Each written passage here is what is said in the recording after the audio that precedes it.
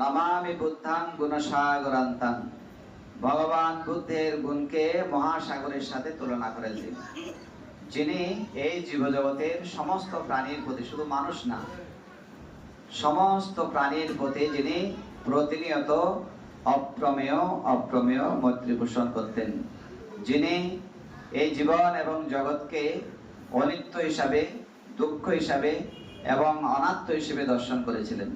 এবং আমাদের এই শরীর, আমরা যতই গর্ব করি, যতই মান অভিমান করি, কিন্তু আমাদের এই শরীর 32 প্রকার অসুচিতে ভরপুর। এটা যিনি প্রজ্ঞা চক্ষুতে দর্শন করেছিলেন। এবং আমরা প্রতিনিয়ত অনুক্ষণ যে আমরা মৃত্যুর দিকে ধাবিত হচ্ছি, এই বিষয়টি যিনি প্রত্যক্ষ রূপে যিনি অনুধাবন করেছিলেন, প্রজ্ঞা চক্ষুতে, জ্ঞান চক্ষুতে যিনি অনুধাবন করেছিলেন, সেই জগতের পরম কল্যাণকামী তথাগত বুদ্ধ, যিনি আমাদেরকে চতুর আর্য সত্য দেশনা করেছেন, যিনি আমাদেরকে আর্য অষ্টাঙ্গিক মার্গ দেশনা করেছেন, যিনি প্রদীপ্ত সমুৎপাত দেশনা করেছেন, যিনি আমাদেরকে দুঃখ মুক্তি বা নির্বাণের পথ দেখিয়েছেন, সে অনন্ত গুণের আধার তথাগত বুদ্ধ, তাকে আজকে এই চট্টগ্রামের কেন্দ্রবিন্দুতে, চট্টগ্রামের প্রবেশ দ্বার, এটা চট্টগ্রাম সিটি গেট, বিশ্ব কলোনি, আমাদের ত্রিশরণ বৌদ্ধ বিহার। এই ত্রিশরণ বৌদ্ধ বিহারে আজকে দানোত্তম দানশ্রেষ্ঠ কঠিনশিবর দান উৎসবে আমার দেশনার প্রারম্ভে আমি সে জগৎ পূজ্য ত্রিলোক শ্রেষ্ঠ মহাকারণিক তথাগত বুদ্ধকে আমার অন্তরে গভীর শ্রদ্ধা নিবেদন করছি। আজকে পুণ্যম অনুষ্ঠানে উপস্থিত আছে আমাদের চট্টগ্রাম মিরসাই সীতাকুণ্ড বৌদ্ধ ভিক্ষু সমিতির সহসভাপতি পারকুণ্ড বৌদ্ধ বিহারের অধ্যক্ষ আয়ুষ্মান শিলপ্রিয় থেরো, এবং আরো উপস্থিত আছে আমাদের আনন্দ বুদ্ধি থেরো, এবং আমাদের এখানে ছিন্নমূল বৌদ্ধ বিহারের অধ্যক্ষ প্রিয়বংশ থেরো, এবং বিদর্শন আচার্য বুদ্ধরক্ষিত থেরো আসেন, সংঘ কীর্তি ভিক্ষু, আরো 2 জন ভিক্ষু দেখা যাচ্ছে, ওনাদেরকে আমি চিনছি না, মনে হয় শহরে বা পার্বত্য চট্টগ্রাম থেকে। তারপরে এখানে আরো আমাদের জিন কীর্তি ভিক্ষু, প্রজ্ঞা কীর্তি ভিক্ষু, ধর্মপ্রাণ উপাসক জ্ঞাতিগণ, আপনাদের সকলের প্রতি আমি এই জন্মসহ জন্মান্তরের দানময়, শিলময় এবং ভাবনাময় পুণ্য মৈত্রীময় চিত্তে দান করছি। আপনারা সাধুবাদের সহিত অনুমোদন করে সুখী হন। উপাসক উপাসিকাগণ, যে আমাদের 7 তারিখ থেকে আরম্ভ হয়েছে ধর্মযাত্রা কঠিনশিবর দানের প্রথম দিন, সেদিন আমি গিয়েছিলাম আমাদের উপসংগরাজ প্রিয়দর্শী মহাস্তবীর বিহারে আন্দারমানি। আচ্ছা, যাই হোক, মাঝখানে গতকাল দিন আজকে আপনাদের এখানে আসলাম। তো চিতে গেটে আমাদের মিরসরাই সীতাকুণ্ড বৌদ্ধ ভিক্ষু সমিতির, চট্টগ্রাম মিরসরাই সীতাকুণ্ড বৌদ্ধ ভিক্ষু সমিতির আওতাভুক্ত বিহারগুলির প্রথম কঠিনশিবর দান আজকে যাত্রা শুরু হচ্ছে। এবং এটা শুরু হচ্ছে চট্টগ্রামের প্রবেশদ্বার সিটি গেট, আমাদের বিশ্ব কলোনির ত্রিশরণ। এই জন্য আপনারা অত্যন্ত সৌভাগ্যবান মনে করি, যাত্রাটা আপনাদের দিয়ে শুরু হচ্ছে। তো যাক, উপাসক উপাসিকাগণ, এখন আজকে যেহেতু কঠিনশিবর দান, আপনাদের বিহারের পক্ষ থেকে, উপাসক উপাসিকাদের পক্ষ থেকে আমাকে বিশেষ করে কঠিনশিবর দানের বিষয়ে কিছু দেশনা করতে বলা হয়েছে। তো আমি মূলত যেখানে যাই, কঠিনশিবর দানের বিষয়ে অনেকেই দেশনা করেন, আবার কোথাও কোথাও হয়তো ঠিক মতো দাতারা ওই কঠিনশিবর দানের বক্তব্য শুনে অনেকে হয়তো পুরোপুরি ভাবে সন্তুষ্ট হতে পারেন না। তো সেই জন্য আপনাদের পক্ষ থেকে এখানে অনুরোধ আসছে, আমি যেন কঠিনশিবর দানের বিষয়ে একটু বলি। বিশেষ করে কঠিনশিবর দানের যে পঞ্চফল, ভিক্ষুরা পঞ্চদোষ থেকে মুক্ত হয়, 5টা ফল লাভ করে, গৃহীরা পঞ্চফল লাভ করে, এই বিষয়ে যেন একটু ধারণা দিই, এই জন্য আমাকে অনুরোধ করা হয়েছে। তো আমি বিশেষ করে চেষ্টা করি বুদ্ধের ধর্ম দর্শনের মানে মূল শিক্ষাগুলো থেকে কিছু উপদেশ দেওয়া। তো যেহেতু আপনারা অনুরোধ করেছেন, কঠিনশিবর দান বিষয়ে আজকে কিছু বলবো। উপাসক উপাসিকাগণ, যে প্রথমে আমরা বুদ্ধকে দেখব কিভাবে। বুদ্ধকে আমরা প্রথমে আমাদের দেখা উচিত, তিনি বুদ্ধ কোন ঈশ্বর নন, তিনি কোন ভগবান নন, তিনি গড নন, তিনি ঈশ্বরের পুত্র নন, তিনি একজন মানব পুত্র, মানুষ, আমাদের মতো মানুষ। এবং আমাদের অনেকেই উনাকে দেবতার আসনে বসিয়ে দিয়েছে, এবং আমাদের অনেকে উনাকে অবতারের আসনে বসিয়ে দিয়েছে। তিনি কখনো এরকম নিজেকে দাবি করেন নাই। এটা হলো সবচেয়ে বড় কথা। এবং তিনি মানুষ হিসেবে এসেছিলেন, মানুষের কল্যাণে এসেছিলেন, মানুষের জন্য ধর্ম প্রচার করেছিলেন, এবং এই জগতে মানুষকে সুখী করার জন্য। পরজগৎ নয়, এই জগতেই। নির্বাণটা কোথায়?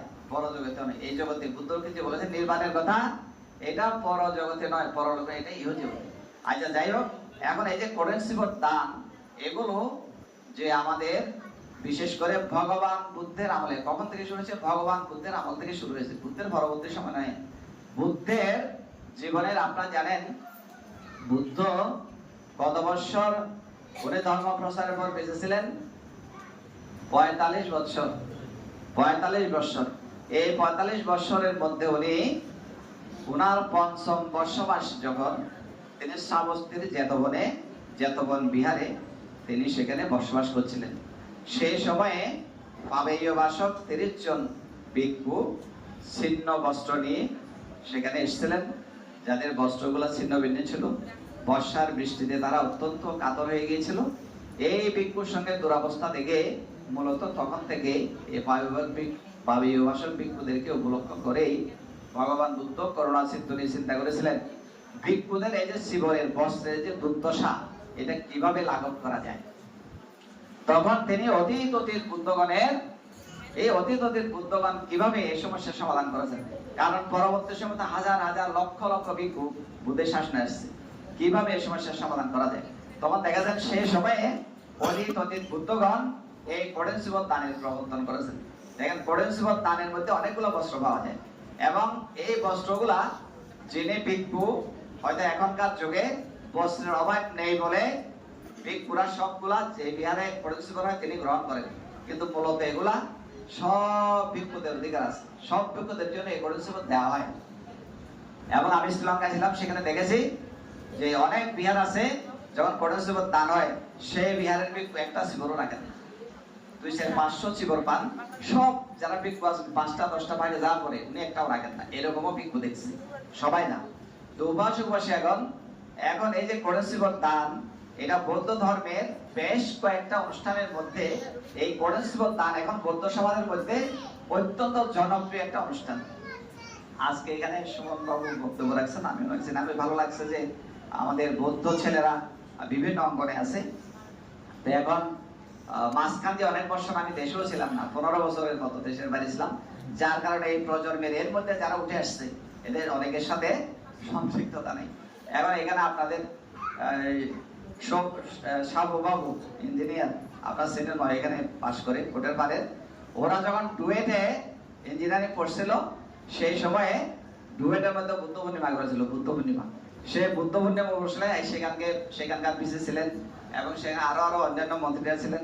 সেখানে আমাকে মানে চিফ স্পিকার করে নেওয়া হয়েছিল, প্রধান বক্তা করে নেওয়া হয়েছিল সেই সময় ডুয়েটে, ঢাকার মধ্যে।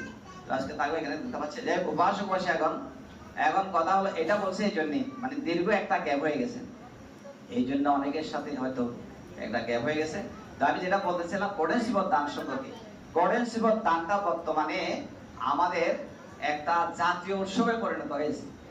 এবং কেউ কেউ ইদানিং কালে এই করেন্সিবত দান যখন সিডি বের করেন, পোস্টার বের করেন, দান উত্তম করেন্সিবত দান এবং জাতীয় বৌদ্ধ সম্মেলন, এটা লিখতেছেন কেন? কারণ আমাদের বৌদ্ধদের যে সমাবেশগুলো হয়, বৌদ্ধদের যে আয়োজনগুলো হয়, বৌদ্ধদের যে ধর্মীয় সমাবেশগুলো হয়, তার মধ্যে এখন এটা বৃহত্তর সমাবেশে পরিণত হয়েছে, যেটা আমাদের বুদ্ধ পূর্ণিমাতে হওয়ার কথা ছিল। বুদ্ধ পূর্ণিমাতে যেটা জাতীয় উৎসব বন্ধ আছে সরকারি, এবং সেখানে না হয়ে বর্তমানে আমাদের করেন্সিবত দান আমাদের সমাজে এত জনপ্রিয় হয়ে উঠছে। এখানে ভিক্ষুরাও দেশনা করেন, উনি যেটা বলেন সুমন বাবু, ভিক্ষুরা দেশনা করেন, এটা ঠিক আছে, আপনাদের সিদ্ধান্ত। কিছু কিছু জায়গায় বিভিন্ন প্রয়োজনে আমাদেরকে হয়তো যে বিভিন্ন রাষ্ট্রীয় কিছু মানুষজন আনতে হয়, নানা কারণে নানা প্রয়োজনে মন্ত্রী, মিনিস্টার, ডিসি, এগুলো আনতে হয়, বা মাঝে মধ্যে কোনো রাজনৈতিক। তবে আমাদের শাসন থাকবে মাঝখান দিয়ে বৌদ্ধদের করেন্সিবত দানগুলা যেভাবে মানে এটা মানে একেবারে পুরা রাজনীতিকরণ হয়ে গিয়েছিল, মানে পাবলিক আর পাবলিক বিশেষ করে আপনারা দেখেছেন চট্টগ্রামের অনেক বড় বড় নাম করা, আমি নাম বলছি না, বড় বড় 100 জন ভিক্ষু সেই সময় আমরা দেখেছি বসা আছে মঞ্চের মধ্যে, 50 জন ভিক্ষু বসা আছে, এবং সংঘরাজ উপসংঘরাজ অনেক ডক্টর ডিগ্রি ভিক্ষুরা বসা আছে। পাবলিকেরা বক্তব্য দিতে দিতে দিতে দিতে একেবারে 5টা 6টা করিয়ে যায়, ভিক্ষুদের হাতে মাইক আসে না। আমরা চাইবো কিছু কিছু জনপ্রতিনিধিরাও এখানে বক্তব্য রাখবে সমাজের উন্নতির জন্য, ধর্মের উন্নতির জন্য। সমাজটা একা চলে না, সমাজটার জন্য ধর্মটাও একা চলে না। এটা ভিক্ষু সমাজেরও দরকার, গৃহ সমাজেরও দরকার, তো ব্যালেন্স রাখতে হবে। হ্যাঁ, তবে এটা যেহেতু ভিক্ষু প্রাধান্য অনুষ্ঠান, ভিক্ষুদের প্রাধান্য থাকতে হবে। তো ত্রিশরণ এই আপনাদের বৌদ্ধ বিহার গত কয়েকটা অনুষ্ঠানে আপনারা যে একটা সিদ্ধান্ত নিয়েছেন আমি দেখেছি এখানে এসে, যে ভাঙতে আমরা বলার আগে আমাদের পাবলিকের কোনো বক্তব্য নাই, ভিক্ষুরা দোষণা করবে। তো এটা আমি অত্যন্ত প্রশংসা করি। কিন্তু এই জাতীয় উৎসবগুলাতে 2-4 জন আমাদের হয়তো মাঝে মধ্যে ইম্পর্টেন্ট ব্যক্তিদেরকে দিতে হবে, যারা আমাদের সমাজ রক্ষায়, জাতি রক্ষায়, ধর্ম রক্ষায় যারা অবদান রেখে চলেছে, তাদেরকে 5-7 মিনিট হলেও 10 মিনিট হলেও দিতে হবে। তবে ভিক্ষু প্রাধান্য অবশ্যই থাকতে হবে, যেহেতু এটা ভিক্ষু সম্পৃক্ত অনুষ্ঠান। তো যাই হোক, বাসী এখন সুমন বাবু সেন এদিকে বলেছেন যেখানে বান্তারা আদেশনা করবেন, আমাদের বক্তব্য খুব বেশি থাকবে না। তো যাক, আজকে এই জন্য ওকে ধন্যবাদ জানাই। অনেক নেতারা দীর্ঘক্ষণ বক্তৃতা না পারলে রাগ করে সভা ছেড়েও চলে যায় দেখছি। আরেকটা দেখেছি যে মানে অনেক নেতারা একই সম আসনে, ভিক্ষুদের সম আসনে বসতে না পারলে এদের মনও জোড়ায় না, শরীরও জোড়ায় না। আমি তো 1 যুগ ধরে শ্রীলঙ্কার মধ্যে ছিলাম, মাহিন্দা রাজাপাকসার নাম শুনেছেন, সে দেশের রাষ্ট্রপতি, তার সাথে আমার অনেক ঘনিষ্ঠতা ছিল। এখনো আমার মোবাইলে তার ছবি আছে। বাংলাদেশের পাহাড়পুরের যে ইয়ে দিচ্ছিলাম, আপনারা চাইলে আমি অনুষ্ঠানের পরে দেখাতে পারবো। বড় বড় সেখানে মন্ত্রীদের সাথে আমাদের সম্পৃক্ততা ছিল, কিন্তু যখন ওরা মন্ত্রী মিনিস্টাররা এই পরিস্থিতির তানের মধ্যে 5 জন 7 জন 10 জন মন্ত্রী আসে, প্রধানমন্ত্রী আসে, রাষ্ট্রপতি আসে, আপনারা যেভাবে বসছেন এইভাবে এসে জনতার কাতারে বসে যায়। কোনো চেয়ার নাই মন্ত্রীদের জন্য, কোনো আলাদা আসন নাই মন্ত্রীদের জন্য। এটা বৌদ্ধ। বাংলাদেশের মধ্যে আমি দেখেছি পার্বত্য চট্টগ্রামের একমাত্র মন্ত্রী বীর বাহাদুর, তিনি এইভাবে বিভিন্ন অনুষ্ঠানে জনতার কাতারে এসে বসে যেতেন। ওনাকে যে চেয়ার দেওয়া হয়তো মাঝে মধ্যে উনি বকা দিতেন যে আমি কেন বান্তাদের সম আসনে বসবো, আমি তো একজন দায়ক, আমি মন্ত্রী হইতে পারি। এই চেতনা আমাদের জাতির মধ্যে যতদিন থাকবে আমাদের ধর্ম সেটা সমুন্নত হবে। আপনাদের মধ্যে কারো হয়তো রোগ ব্যাধি থাকলে, অসুস্থতা থাকলে, ডিজেবল হলে তাদের জন্য অন্য কথা, তারা হয়তো বসতে পারে ওনার উচ্চ আসনে।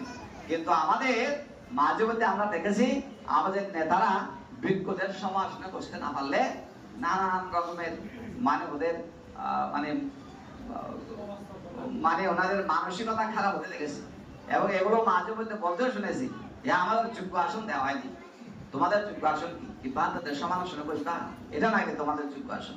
আচ্ছা যাই হোক, বাসবাসী এখন এটা আমার বলার বিষয় নয়, এটা প্রসঙ্গ ক্রমে বিষয়টা এসে গেছে। হ্যাঁ, তো এখন এটা বলতেছে এই জন্য যে কঠিন টান আসতেছে, এখন অনেক নেতারা গিয়ে দেখবেন বান্তাদের সমান আসনে বসে যাওয়ার চেষ্টা করবেন। এখানে যদি এরকম আপনারা যারা নেতা উঠতেছেন, যারা উঠবেন, আপনি এটা মনে রাখবেন, হ্যাঁ আপনারা অবশ্যই সমাজের সম্মান পাবেন, কিন্তু চেয়ারে বসলে যে আপনার সম্মান বেশি হবে তা নেই, বরঞ্চ অন্য মানুষেরা আপনাদের নিন্দা করবে বা অসন্তুষ্ট হবে। আপনি যখন এই বীর বাহাদুর কত হাজার লক্ষ জনতার সম্মান করিয়েছে জানেন, শুধু একটা কারণে, উনি সাধারণ জনতার আসনে কাতারে এসে বসে যেতেন। তো যাই হোক, বাসবাসী এখন মুসলমানরা যখন নামাজ পড়তে যায়, আপনারা দেখেছেন মন্ত্রী মিনিস্টার সবগুলা, যে জন্য একদম মন্ত্রী পেছনে আসে, সামনের কাতার ওনার জন্য আসন নেই, পেছনে আসলে উনি পেছনে দাঁড়িয়ে যাবেন। এগুলি বুদ্ধের শিক্ষা থেকে আসছে। তো যাক, বাসবাসী এখন আমি সেদিকে যাচ্ছি না, আমি যাচ্ছি এখন পড়েন্সিবত দান সম্পর্কে বলতে। এখন পড়েন্সিবত দান যে বুদ্ধ সেই সময় প্রবর্তন করেছিলেন, এটার মূল কারণ হলো, এখানে আমি অনেক চিন্তা করেছি এটা নিয়ে। আমি পড়েন্সিবত দানের গতানুগতিক যে ফলগুলা ব্যাখ্যা আছে সেগুলো ইদান আমি খুব বেশি দিই না, বাস্তবতা মেরেকে দিই না। কিন্তু মূলত বুদ্ধ যে জন্য পড়েন্সিবত দানের প্রবর্তন করেছিলেন সেটা হলো ভিক্ষুদের বস্ত্রের সমস্যা নিরসন করার জন্য। আমাদের মানুষের ভিক্ষু বলেন গৃহ বলেন, আমাদের বেসিক নিড হলো 4টা, এখন 5টা বলতেছে। বুদ্ধের সময় থেকে 4টা বলে আসছে। কি কি? অন্ন, বস্ত্র, বাসস্থান, ঔষধ। এই চতুর্পত্যয় আপনারা ভিক্ষুদেরকে 3 মাসের মধ্যে দিয়ে আসছেন। এই 4টা বেসিক নিড, তার মধ্যে জীবন একটা। সেই সময়ে ভিক্ষুরা আপনারা জানেন প্রথম মানে ভিক্ষুরা পাংশুকুলিক জীবন ব্যবহার করত। এবং ভিক্ষু হওয়ার সময় এটা বলে যে আমরা 4টা আমরা বলি যে প্রথমে আমরা বলি পিণ্ডপাদান বেশাদান যাবজ্জীবন উৎসাহকারণীয়, মানে আমরা পিণ্ডপাতের মাধ্যমে আমাদের যাবজ্জীবন আমরা আজীবন মানে আমাদের জীবন অতিবাহিত করতে উৎসাহী থাকবো। কারা? ভিক্ষুরা বলে। হ্যাঁ, তারপরে বলেন কি? প্রতিমত্ত, আমরা যদি ভালো ওষুধ না পাই তাহলে সেই সময়ে মানে আপনার এই গোমূত্র, নানা লতা পাতা এগুলা দিয়ে ওষুধ তৈরি করা হতো। বিশ্বের গোমূত্র উল্লেখ করা হয়েছে, সেখানে আমরা সেটাকে ভেষজ হিসাবে, ওষুধ হিসেবে আমরা গ্রহণ করব। এখনো পৃথিবীতে ভারতবর্ষের মধ্যে নানা কঠিন রোগের চিকিৎসার জন্য গোমূত্র ব্যবহার করা হয়। আদিকালে এত বর্তমান যুগের মতো এত আধুনিক এরকম ঔষধ মেডিসিন তখন তৈরি হয় নাই। লতা পাতা এবং বিভিন্ন ভেষজ দিয়ে তৈরি হতো। তো যাই হোক, তারপরে আরেকটা হলো কি? আমি যদি বিহার না পাই তাহলে কি আজীবন আমি বনান্তরে গুহায় থাকতে আমি উৎসাহ আমার থাকবে। এইভাবে করে যে আমি যদি উপযুক্ত বস্ত্র না পাই তাহলে পাংশুকুলিক জীবনে আমার একমাত্র আমার ব্যবহার্য বস্ত্র হিসেবে বিবেচিত হবে। তো বুদ্ধের সময়ে পাংশুকুলিক জীবন ব্যবহার। এখন আপনারা বলতে পারেন পাংশুকুলিক জীবন এটা আবার কিরকম? পাংশুকুলিক জীবন হলো সেই সময়ে কিছু কিছু কাপড়, যেগুলা ধরেন এখানে উল্লেখ আছে বিনয় পিটকের মহাবর্গে দেখবেন, সেখানে কিছু কিছু কাপড়, যেমন সেই সময় অনেক মানুষেরা দগ্ধীভূত কাপড় ব্যবহার করতো, মানে আগুন লাগলে এই কাপড় এটা মানে অমঙ্গলকর মনে করে মানুষেরা ব্যবহার করতো না, অগ্নিদগ্ধ কাপড়। তারপরে হলো বিভিন্ন উই পোকা অথবা ইঁদুর নষ্ট করে দিয়েছে, কাপড় কেটে ফেলেছে, এই কাপড় এটা অমঙ্গলকর মনে করে এখনো মানুষ এটা ব্যবহার করে না, ছিন্ন বস্ত্র ফেলে দেয়। তারপরে হলো কিছু কিছু কাপড় আপনিক মানে শ্মশানের মধ্যে, যেগুলা সেই সময়ে বিভিন্ন মানুষ মরলে ধ্বজা উত্তোলন করতো, এখনো করে, এখানে এরকম ধ্বজার কাপড় পরে থাকলে এগুলা। তারপরে হলো ধরেন কিছু কিছু মানুষ এখনো যে মানুষ মারা গেলে মৃত্যুর পরে যে অবশিষ্ট কাপড়টা থাকে, মানে মৃত্যু যারা বরণ করে আর কি, মৃত্যু বরণ করে সব দায়ের কাপড় থাকে না, ওইসব কাপড় ফেলে দেয়, এগুলো মানুষ ব্যবহার করে না। তারপরে হলো আবার কিছু কাপড় ধরেন সে সময়ে ধরেন বিভিন্ন মানে তুফান, ঝড় তুফান ইত্যাদিতে এসে রাস্তাঘাটে পড়ে আছে, কোনো মালিক নেই, পড়ে আছে অনেকদিন ধরে, সেই ধরনের কোন জীবন, এই ধরনের নানা জীবন। সে সময়ে আর কিছু জীবন যে মানে যারা মাতৃত্ব দান মানে ছেলে মেয়ে যারা প্রসব করেন, এই মায়েরা অনেক সময় সে সময় দেখা গেছে, এটা উল্লেখ আছে বিনয়ে, কিছু কাপড় ফেলে দিত, এগুলা অপবিত্র মনে করে এগুলা ফেলে দিত, ব্যবহার করতো না। এবং সেই কাপড়গুলা ছিন্ন অথবা এগুলা ব্যবহারের অনেকটা অযোগ্য, এগুলা সংগ্রহ করে পরিষ্কার করে তারপরে জোড়া দিয়ে সেলাই করে যে জীবন ব্যবহার করা হয়তো, এটাকে বলা হয়তো পাংশুকুলিক জীবন। পাংশুকুলিক জীবন আপনার নাম শুনেছেন, কিন্তু পাংশুকুলিক জীবন কি এটা অনেকের ধারণা ছিল না। পাংশুকুলিক জীবন হলো এটা। তখন এই পাংশুকুলিক জীবনের দ্বারা ভিক্ষুদের জীবনের বা বস্ত্রের অভাব, সেই সময়ে আপনারা জানেন বুদ্ধ যখন ধর্ম প্রচার করছিলেন ভারতবর্ষের মধ্যে, সেই সময়ে অপর সাধু সন্ন্যাসী যারা ছিল, যাদের অনুসারীরা ছিল, সেখান থেকেও হাজার হাজার তাদের শিষ্যরা এসে বৌদ্ধ ধর্ম গ্রহণ করছে। জানেন না কিরকম? আপনারা দেখবেন বিনয় পিটকের মহাবর্গের মধ্যে পাবেন গয়া কশ্যপ, উরুবেল কশ্যপ, নদী কশ্যপ, এক একজনের 1000, 500, 400 এরকম করে শিষ্য ছিল। এরা সবাই এসে পরবর্তী সময়ে বুদ্ধের শিষ্যতা গ্রহণ করছে। তারপর আমাদের যে সারিপুত্র মহাস্তবের নাম তো শুনেছেন, অগ্রশ্রাবক, এবং মহামঙ্গলের ভাতের নাম শুনেছেন, ওনারা ছিলেন ব্রাহ্মণের সন্তান, ত্রিবেদে পারদর্শী। এখন ওনারা যখন সংসার ত্যাগ করেছেন, তখন এই সারিপুত্র মহামঙ্গলের ভান্তেদের গুরু ছিলেন। সেই সময়ে ভারতবর্ষের মধ্যে 6 জন তীর্থঙ্কর ছিল। তীর্থঙ্কর মানে সেই সময় ধর্ম প্রচারক, 6 জন ধর্ম প্রচারক ছিল। 6 জন ধর্ম প্রচারকের মধ্যে একজন ছিলেন সঞ্জয় বেলট্টিপুত্র। এই সঞ্জয় বেলট্টিপুত্র তার 500 শিষ্য ছিল, এবং সারিপুত্র মহাস্তবের যখন প্রথমে বুদ্ধের ধর্ম শুনলেন, সরাসরি বুদ্ধের সাক্ষাৎ বানায় প্রথমে। এই ধর্ম হেতু প্রভা, মানে যে ধর্ম হেতু প্রভব, এই কথাটা শুনে তিনি যখন বৌদ্ধ ধর্মে দীক্ষিত হলেন, তখন তিনি বুদ্ধের সাক্ষাৎ তিনি আকাঙ্ক্ষা করলেন। তিনি বুদ্ধের কাছে গেলেন এবং বুদ্ধের কাছে গিয়ে তিনি ভিক্ষুত ধর্ম গ্রহণ করলেন, এবং ভিক্ষুত ধর্ম গ্রহণ করার পরে তিনি ক্রমান্বয়ে বুদ্ধের ধর্ম শুনে শ্রোতাপত্তি, সত্যিতাগামী, অনাগামী, অরহত অর্থাৎ লোভ, দেশ, মোহ একেবারে চিরতরে তিনি ধ্বংস করে ফেলেছিলেন। উপাসক উপাসিকাগণ বুদ্ধ দেখলেন এই মেধাবী সারিপুত্র এত বেশি মেধাবী, এবং তিনি অতীত জন্মে এরকম বুদ্ধের অগ্রশ্রাবক হওয়ার জন্য প্রার্থনা করেছিলেন। কথা বুঝছেন? তখন তিনি চিন্তা করলেন যে গুরু আমাদের এত কল্যাণকামী, বুদ্ধের সাক্ষাৎ পাওয়ার আগে এ সঞ্জয় তো আমাদেরকে সঠিক পথ নির্দেশনা দিয়েছিলেন, কিন্তু ওনার ধর্মের মধ্যে নির্বাণ তত্ত্ব নেই বলে, বুদ্ধ ছাড়া নির্বাণ তত্ত্ব, দুঃখ মুক্তির সঠিক পথ আর কেউ দেখাতে পারেন না বলেই জগতে, যেহেতু তিনি ত্রিবেদের পারদর্শী ছিলেন, ত্রিবেদের মধ্যে একটা বেদের মধ্যে এখানে বুদ্ধের কথা আছে, বুদ্ধের বর্ণনা আছে, মানে বুদ্ধ কি তিনি নির্বাণের পথ দেখান। তখন যখন সারিপুত্র ভান্তে শুনলেন যে এরকম জগতের মধ্যে বুদ্ধ উৎপন্ন হয়েছে, তখন আনন্দে উনি অত্যন্ত উৎপেলিত হয়ে গেছিলেন, কতক্ষণ বুদ্ধের সাথে দেখা করবেন। তখন তিনি এই ধর্ম জ্ঞান লাভ করার পরে তিনি এসেছিলেন কোথায়? তিনি এসেছিলেন সঞ্জয়ের কাছে, তার গুরু, যে প্রভু এখন আমরা তো এখানে জগতের মধ্যে বুদ্ধ উৎপন্ন হয়েছে, আমরা বুদ্ধের শিষ্য, বুদ্ধের কাছে চলে যাব। উনি অনেক নিষেধ করলেন। তো পরবর্তী সময় বললেন আমরা যাব, আপনিও চলেন, আপনারও মঙ্গল হবে, কারণ আপনি যতটুকু ধর্ম জানেন এই ধর্মের মধ্যে প্রকৃত মুক্তি নিহত নাই, আপনিও বুদ্ধের কাছে চলুন, আপনারও পরম কল্যাণ হবে। উনি বললেন আমি এখন যাব না। তিনি প্রশ্ন করলেন, হে সারিপুত্র, জগতের মধ্যে কি বলে বুদ্ধ মানে কি? সারিপুত্র ভাবতে, প্রভু বুদ্ধ মানে মহাজ্ঞানের আধার, বুদ্ধ মানে মানুষকে সঠিক মুক্তির পথ দেখা। তখন বলি ঠিক আছে, তাহলে তোমরা জ্ঞানের কাছে চলে যাও, আমি আর জ্ঞানের কাছে যাব না। জগতের মধ্যে কি মূর্খ বেশি নাকি জ্ঞানী বেশি? অজ্ঞানী বেশি না জ্ঞানী বেশি? তো বললো যে অজ্ঞানী মানুষের সংখ্যা বেশি। তো উনি বললেন অজ্ঞানীদেরকে কে দেখবে, আমি অজ্ঞানীদের সাথে থাকি, তুমি জ্ঞানীর সাথে চলে যাও।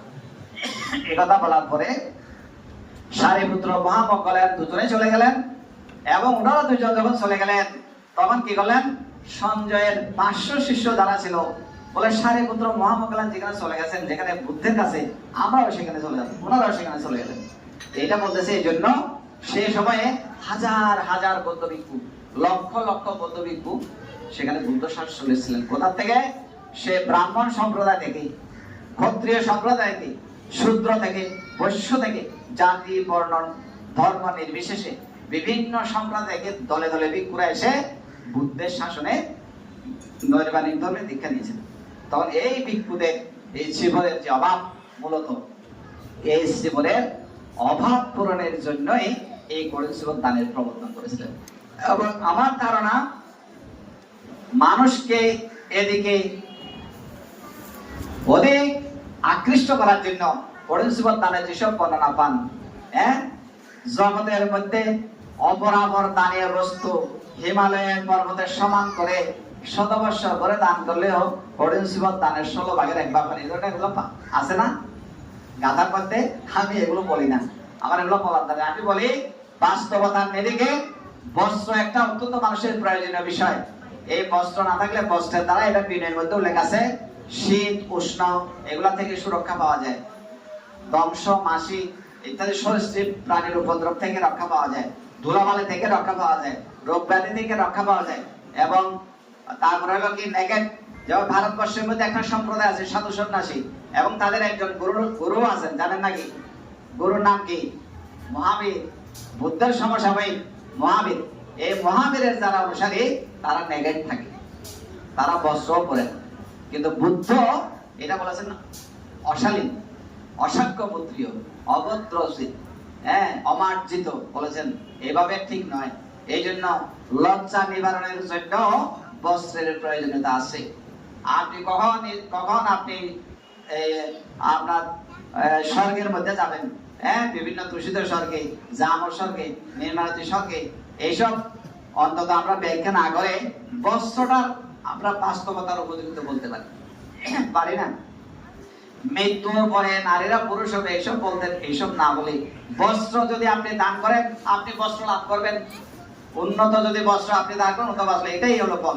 আপনি ধান গাছ রোপণ করলে ধান পাবেন, আপনি কলা গাছ রোপণ করলে কলা গাছ পাবেন, আপনি বস্ত্র দান করলে উন্নত মানের বস্ত্র পাবেন। এটাই তো নিয়ম।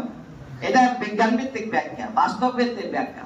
তো যাই হোক, এখন আর যেগুলো ত্রিপিটকের ব্যাখ্যা আছে এগুলা মিথ্যা বলবো না, সত্য বলবো না, প্রয়োজন নাই এটাও বলবো না, প্রয়োজন আছে এটাও বলবো। যেটা যখন দরকার তখন সেটা সেভাবে দরকার।